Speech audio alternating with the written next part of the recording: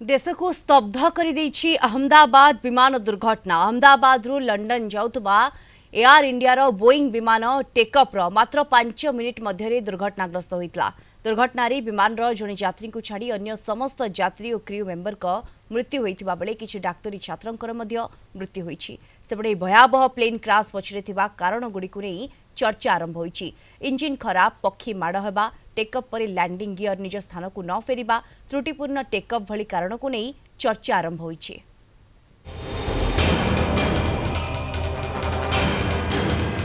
अहमदाबाद रे मृत्युर तांडव। टेकअफ करिवार मात्र 5 मिनिट मध्य खसी पड़िथिला अहमदाबाद रु लंडन रो गैटविक जाउथिबा बोइंग ड्रीमलाइनर विमान।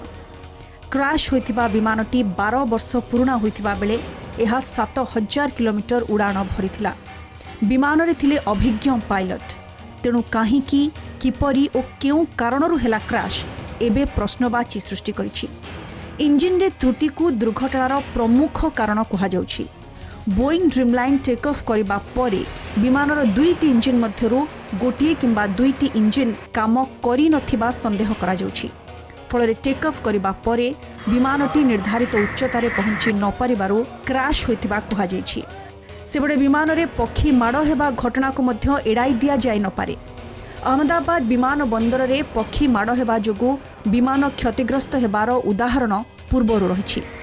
सेपरि विमान टेकअफ करिबा परे लैंडिंग गियर पुणी निज स्थान को न फेरिबा को मध्य दुर्घटनार कारण विवेचना करा जाउछि। पायलट को त्रुटि हेउ किंबा वैषयिक कारण जोगु हेउ अहमदाबाद रु उड़ान आरंभ करिथिबा बोइंग स्टारलाइनर विमान 625 फुट उच्चतारे पहुंची थिले भी विमानर लैंडिंग गियर निज बॉक्स को फेरि नथिला। एहा विमानर उड़ान को प्रभावित करिथिबा नै अनुमान करा जाउछि। सेबडे विमान टेकअफ पूर्वरु त्रुटिपूर्ण कमांड को दुर्घटना पई दायी करा जाउछि। विमानर फ्लैप सेटिंग भूल थिले विमान सठिक उच्चता को जाई पारि न थाए। सेपरि इंधन प्रदूषण को मध्य विमान दुर्घटनार कारण बोली कहा जाउछि। As I can see from the video that the flap setting was up and the undercarriage, which is the wheel, that was down. So when we take off within say 10 to 50 feet above the ground, when we have positive rate of climb, we immediately take the undercarriage up, which is the wheel up. And in this case, you could see the undercarriage was, although this aircraft has gone 425 feet above the ground, still it was not there, which is very surprising that how it has happened. कि aviation में जो भी होता है set मानकों के ऊपर ही होता है, राइट। फ्यूल ज्यादा था, ठीक है, अच्छी बात है, पर ज्यादा इतना नहीं था कि उसकी कैरिंग कैपेसिटी में नहीं था, ठीक है। उसके पास इतना फ्यूल था जितना उसकी सक्षमता में है।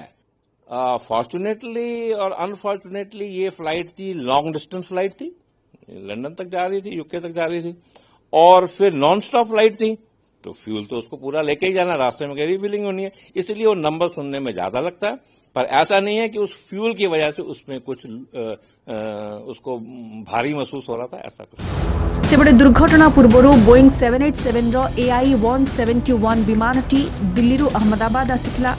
एही विमान रे थिबा जड़े यात्री विमान रे थिबा त्रुटि संपर्क रे जणाई एक वीडियो शूट करथिले।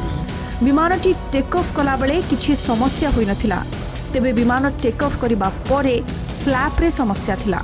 एहा सहित विमानर एसी मध्य ठीक भाबे काम करू नथिला। एसी ऑन हेबा परे मध्य विमानर तापमात्रा नियंत्रण रे रहु नथिला। सेपरि विमानटी उड़ान पई सठिक उच्चतारे पहुंचबा परे मध्य फ्लैप गुडिक लगातार ऊपर तळ हेउथिला बोली कहिसंती आकाश Bhatsa. Flight take off okay था, कोई इशू नहीं लगा। एज सच जब मैं बैठा था, बैठने वो इशू नहीं लगा। जब मैंने वीडियो रिकॉर्ड करी, मैंने बाद में देखा तो मैं जिस चीज को क्लैरिफाई करना चाहता हूँ, बीइंग ए पैसेंजर, मुझे थोड़ा सा लगा कि कुछ थोड़ा अनयूजुअल मुझे लगा बाहर फ्लैप्स को देखकर, जो कि वीडियो में एक्सपर्ट्स बता पाएंगे कि वो अनयूजुअल था नहीं था, व्हाटएवर इट इज। तो एक चीज तो मैं ये क्लैरिफाई करना चाहता हूँ आपके माध्यम से कि मैंने अपना ओपिनियन दिया है। मैंने ये नहीं बोला कि जो मैं बात बता रहा हूँ ये वो वैलिड पॉइंट्स है जिनसे कि प्लेन क्रैश हुआ होगा। I never said that. दुर्घटनाग्रस्त बोइंग 787 रो AI 171 विमान किछि दिन तले मरामती होइथिला परे एहाकु सेबारे नियोजित करा जायथिला। तेबे विमान रे किछि त्रुटि थिबा अनुमान करा जाउछि। सेपरि पायलट को त्रुटि को मध्य एड़ाई दिया जाय पारिबो नाही। तेबे ब्लैक बॉक्स तथ्य आसिबा परे दुर्घटनार प्रकृत कारण जଣା पड़िबो। Bureau report, Kalinga TV.